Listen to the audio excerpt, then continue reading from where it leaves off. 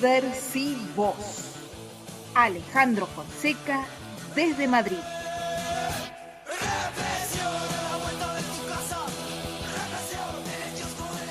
Y ya estamos en Madrid y quería saludar a Alejandro, a quien les digo a los oyentes, nosotros no nos conocemos personalmente.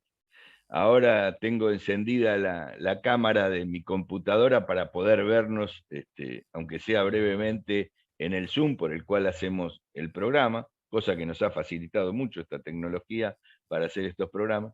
Pero hemos aprendido durante todo este año un montón de cosas que tienen que ver con el cambio climático, con la visión desde España de lo que sucede en Argentina y el mundo, análisis de cuestiones que acá en la Argentina ni se tratan en los medios de comunicación, con un trabajo muy serio, con un esfuerzo muy grande, aún estando enfermo, de Alejandro Fonseca, porque le digo a los oyentes, nosotros no tenemos recursos para pagar a cada uno de los columnistas y a veces, obviamente, tampoco al conductor de este programa. Es un esfuerzo militante que hacemos con muchísimas ganas y con mucho esfuerzo, pero bueno, aprendimos a conocernos y ya sentimos obviamente afecto y nos daría muchas ganas de pegarnos un abrazo, sea en Madrid o en Buenos Aires, con Alejandro Fonseca. Alejandro, muy buenos días.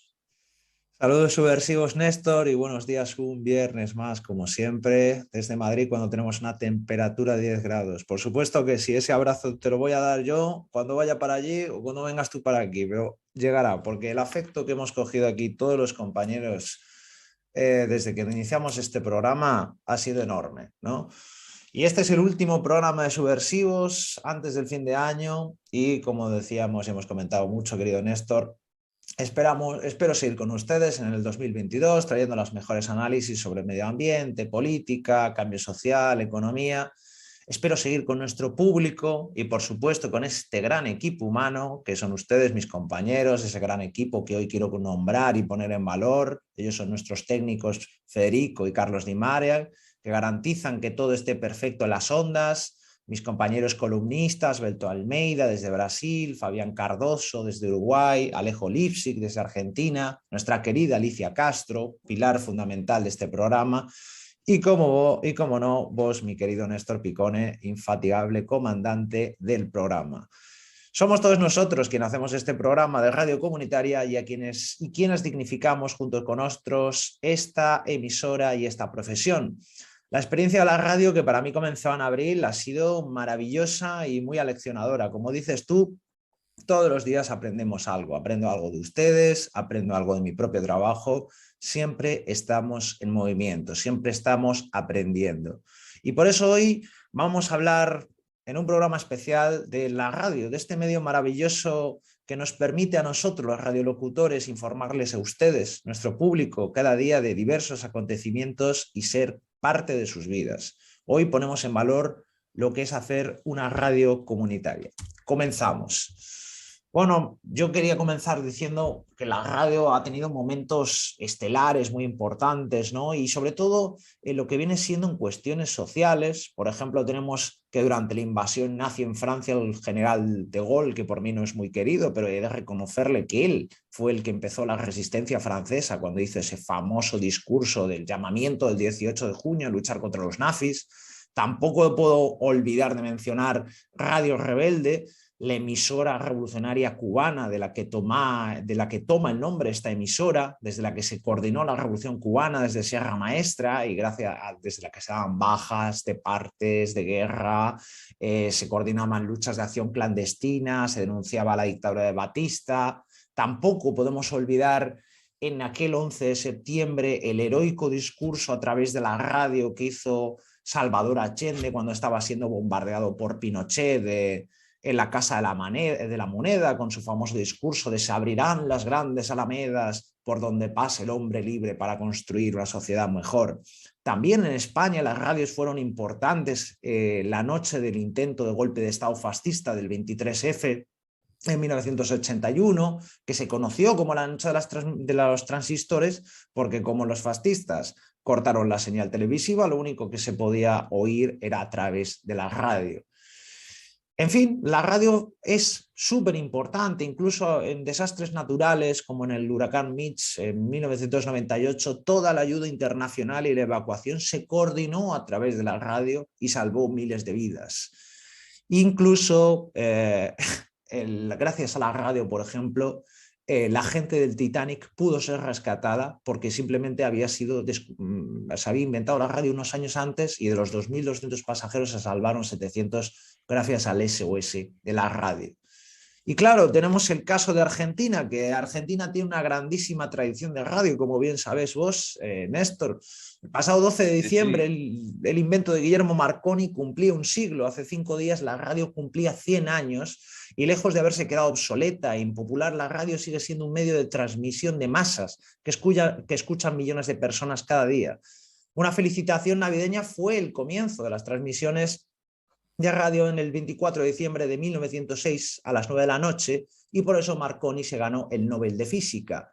Pero es que su invento ha sido tan importante para Argentina que Argentina fue el tercer país del mundo desde el que comenzaron retransmisiones de radio regulares sobre entretenimiento y el 27 de mayo Argentina fue el país que hizo la primera transmisión de una ópera en la historia, poniendo a Wagner, Parsifal, comenzando así la programación de la primera emisora de radiofusión en el mundo, después de las de Estados Unidos. Radio Argentina fue la primera emisora hispana del mundo y en 1925 Argentina lograba la primera retransmisión de radio entre la Argentina continental y la Antártida, después de haber conseguido la primera retransmisión de radio transatlántica.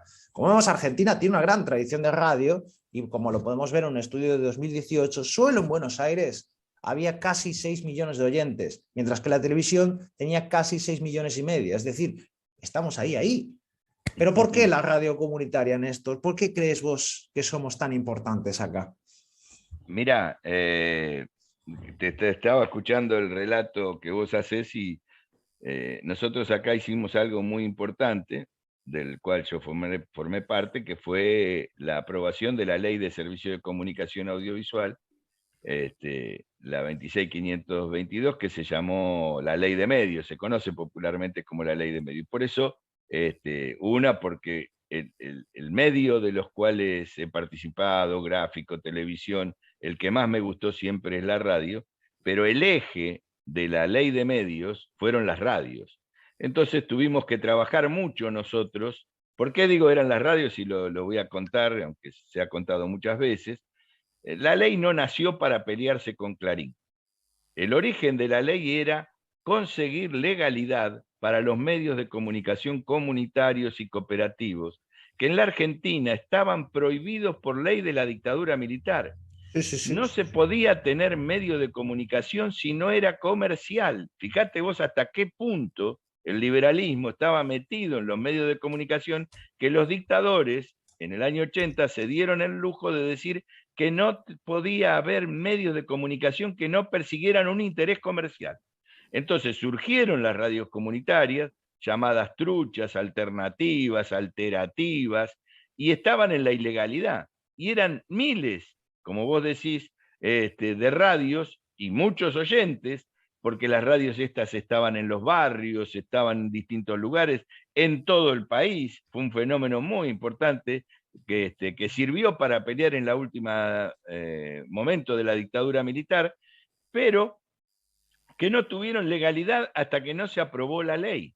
Eran perseguidas, había institutos del Estado como el Confer que los perseguían, levantaban las radios, le decomisaban, y esto se vivió y hay muchas radios que sufrieron eso y que gracias a la ley de medios hoy tienen la legalidad. Seguramente todavía nos falta un camino para que el Estado entienda que los medios de comunicación que no persiguen un interés comercial no solo tienen que tener legalidad, sino apoyo, porque son los medios públicos que permiten la verdadera democratización del país.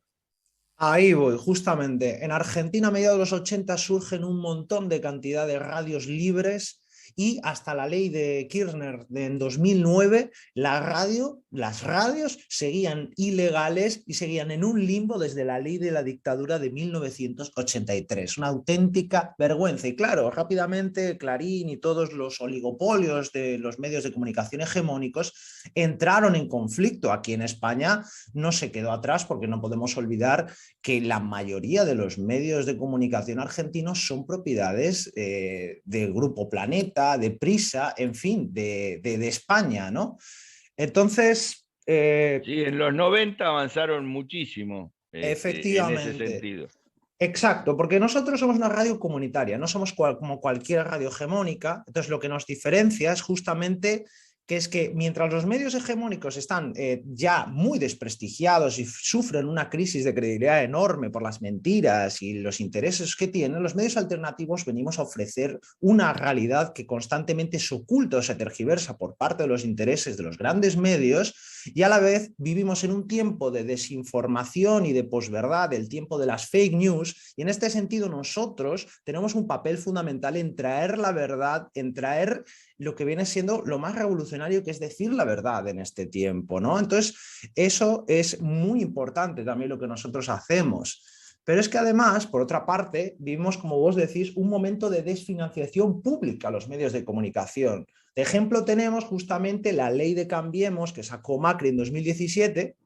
En este sentido, el jefe de Farco, el Foro Argentino de Radios Comunitarias, denunciaba que esta ley se eliminó los fondos que establecía la Ley de Servicios de Comunicación Audiovisual Argentina y se desfinanciaba suprimiendo el FOMECA, que era el Fondo de Fomento Concursable para Medios de Comunicación Audiovisual, y a su vez se desfinanciaba también los medios comunitarios, quitando recursos al cine, al teatro, a la música nacional e independiente. En este sentido, ayer jueves, justamente, que decías que hace falta una nueva ley, que hace falta que el Estado nos proteja a nosotros, a las radios comunitarias, porque somos un bien público, somos el bien que ofrece información, pues ayer jueves se lanzó y se estrenó la Confederación de Medios Cooperativos y Comunitarios Argentina, que se reunió para protestar ante la sede de la Federación Argentina de Trabajadores de Prensa. Esta organización nos aúna a todos, a radios comunitarias, a revistas independientes, cadenas de televisión independientes, diarios cooperativos y redes de medios digitales. Esta confederación exige reconocimiento gubernamental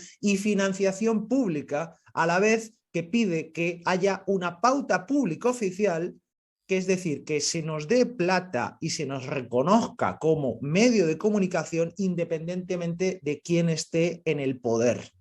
Eso es muy importante y ocurrió ayer. Y otra causa imperiosa para defender las radios comunitarias es que somos la alternativa frente al sector privado. Este sector privado de los medios de comunicación es un inmenso oligopolio internacional en el que solo 6 grupos controlan el 70% del negocio mundial, y para poca sorpresa, todas esas empresas, esos conglomerados, son estadounidenses. Un informe de Reporteros Sin Fronteras, Néstor, denunciaba que si en los 80 había 50 grandes empresas en los Estados Unidos que controlaban el 90% del sector, hoy son solo estos 6 grupos quienes controlan el mercado. Estos grupos son NBC Universal, Viacom, CBS, y controlan más de 1.500 periódicos, 1.100 revistas, 2.400 editoriales, 9.000 emisoras de radio y 1.500 de televisión. El caso del oligopolio de la información mundial se reproduce a nivel local, y también lo vemos en el caso de España, donde encontramos 2 grandes monopolios mediáticos, que son Mediaset, el grupo italiano de Berlusconi para colmo, y A3 Media, que seleccionan lo que ve el 60% de la audiencia española. Entonces, en la radio pasa exactamente lo mismo. Tres grupos, encima para uno de ellos asociado a la Iglesia Católica y a grupos muy turbios aquí en España, controlan el 80% de la radio, por lo que controlan el 97% del mercado de la radio. Y justamente todo lo mismo se pasó en Argentina.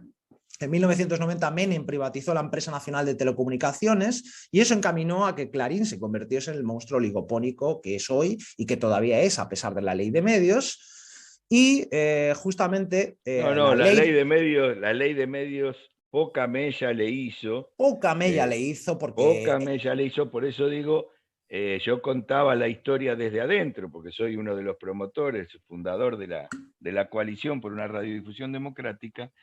el origen de la ley surge a partir de esa búsqueda de legalidad para los miles de medios que estaban en todo el país. Claro,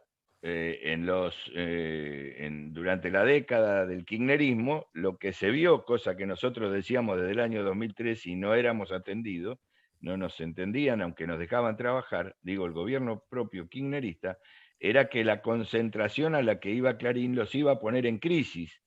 Y esto sucedió porque no quiero olvidar, para ser verdaderamente respetuoso de la historia, fue Néstor Kirchner el que posibilitó que se uniera lo que por ley estaba prohibido, hasta por la ley de la dictadura militar, que se uniera, que se pudiera integrar el monopolio mediático de los diarios con el de la televisión. Esto lo facilitó el propio Néstor Kirchner.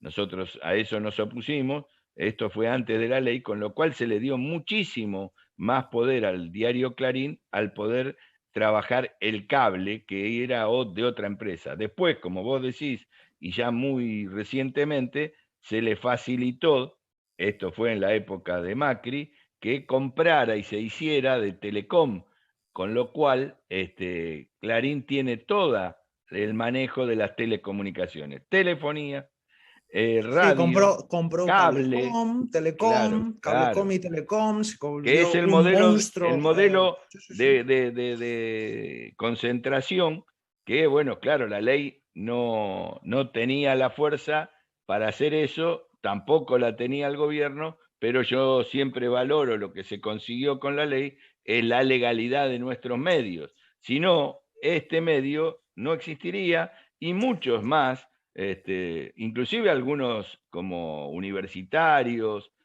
porque la ley le facilitó, de pueblos originarios. Digo, el avance revolucionario de la ley, pero insuficiente para la batalla cultural y la batalla comunicacional. Sí, sí, tú decías los pueblos originarios y, por ejemplo, durante la pandemia, las emisoras de radio indígenas, tanto, por ejemplo, en Argentina como en el propio Estados Unidos, en las reservas, ha sido fundamental para el mantenimiento de la comunidad.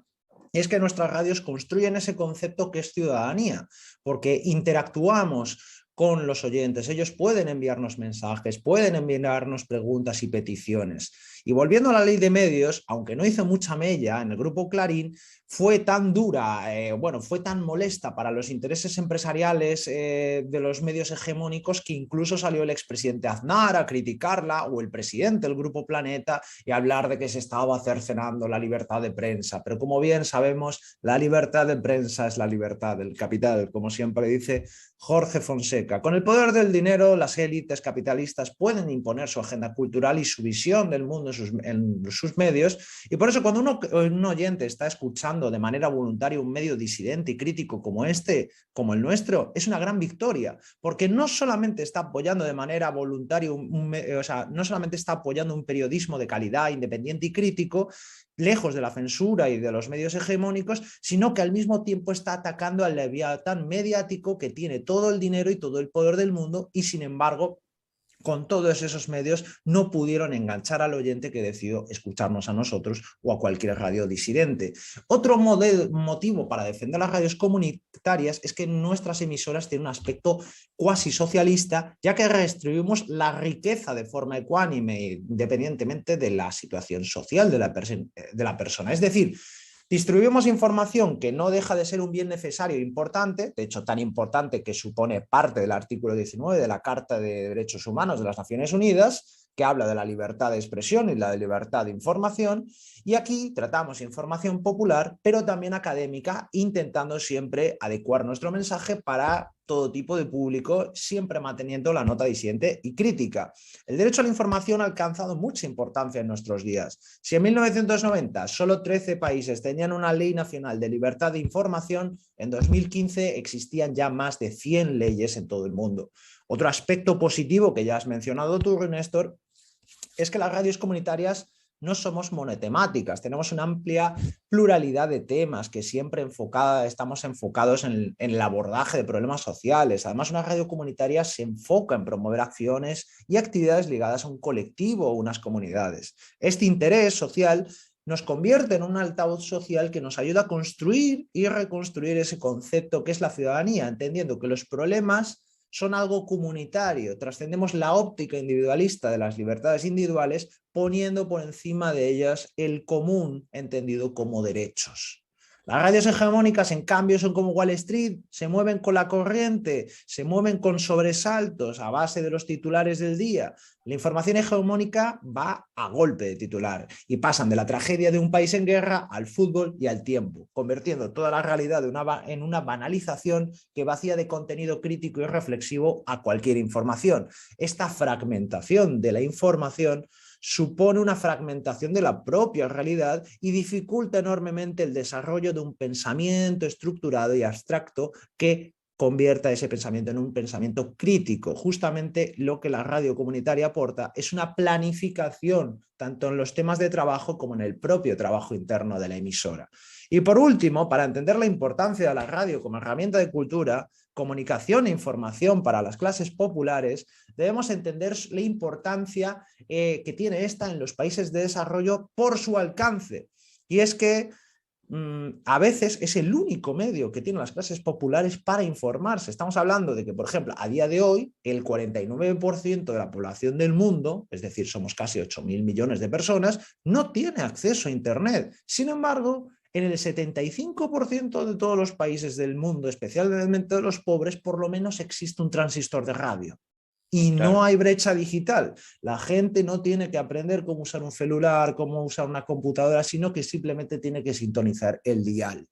Y esto también pasa en Argentina. Por ejemplo, un estudio de 2020 mostraba que la brecha digital en Argentina es fuerte. 63% de los vecinos de los barrios populares, de las villas, consideró que el acceso a Internet es deficiente. Entonces, es otro aspecto fundamental de la radio, como bien dijiste vos, es que es democrática. La radio no distingue de clases, permite que cualquier persona con independencia de su nivel educativo pueda acceder a nosotros, ¿no? Y permite llevar la información a donde no llega la televisión, a donde no llega la prensa, a las comunidades más alejadas. Además, tenemos las ventajas de que tenemos un bajo costo, que es flexible, porque quien nos está escuchando puede estar desarrollando otras actividades mientras nos escucha, no tiene que estar ahí pegado a una pantalla.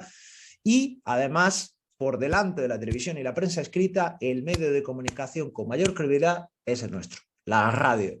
Además, estimulamos la participación de toda la sociedad y tiene un consumo eléctrico, comparado con otros medios, que es más sostenible y medioambiental que lo que puede ser la televisión o lo que puede ser la prensa con toda la huella de carbono que tiene, ¿no? Además, vos tenés una radio, tenés batería o tenés electricidad y tenés autonomía, tenés la portabilidad de la radio, te puedes ir al monte a escucharnos y seguramente nos vas a escuchar, cosa que no te va a pasar si quieres señal en tu celular o acceder a Internet. Por lo que vemos, la radio es un medio revolucionario que debemos defender, que defendemos y que seguiremos defendiendo, ¿verdad, Néstor? Así es, y lo vamos a seguir defendiendo.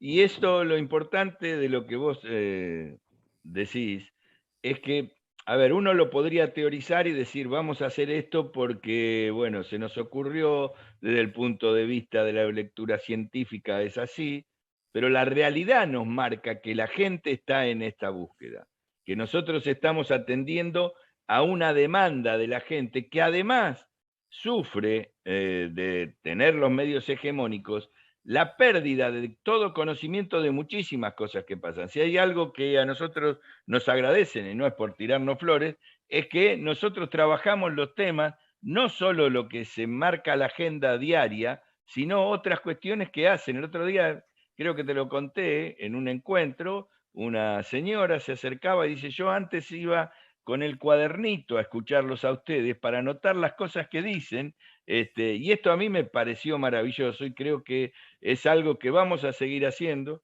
que además te agradezco porque, como le decía a Beto, a Fabián, los compañeros se preparan para salir al aire, no es que decimos las cosas que se nos ocurren, trabajamos para decir las cosas que decimos. Y en este camino, digo, uno de los que más trabajó, y en esto hay que reconocerlo, es Alejandro, que hace el doble esfuerzo de estar en España, leer España y leer Argentina desde España, y ese es un doble trabajo que te agradecemos porque nos abre la cabeza. Ale, tenemos que irnos.